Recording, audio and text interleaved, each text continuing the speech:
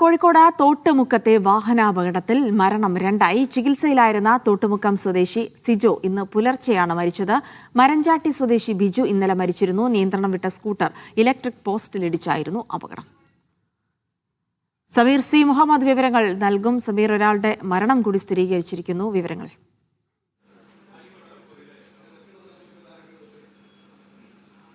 ജിൽസി, ഇന്നലെ വൈകിട്ടോട് കൂടിയാണ് ഈ അപകടം ഉണ്ടായത്. തോട്ടുമുക്കത്തായിരുന്നു ഈ അപകടം ഉണ്ടായത്. നിയന്ത്രണം വിട്ട സ്കൂട്ടർ ഇലക്ട്രിക് പോസ്റ്റിൽ ഇടിച്ചാണ് അപകടം ഉണ്ടായത്. ആ തൽക്ഷണം തന്നെ ഒരാൾ മരിച്ചിരുന്നു. അതിന് പിറകെ ഒപ്പം ഉണ്ടായിരുന്ന ആൾ കൂടിയാണ് ഇന്ന് പുലർച്ചയോടുകൂടി മരിച്ചിരിക്കുന്നത്. ഈ രണ്ടു പേരുടെ മരണമാണ് ആ നാടിനെ താങ്ങാനാകാത്ത ഒരു ദുരന്തമായി അത് മാറിയിരിക്കുന്നു.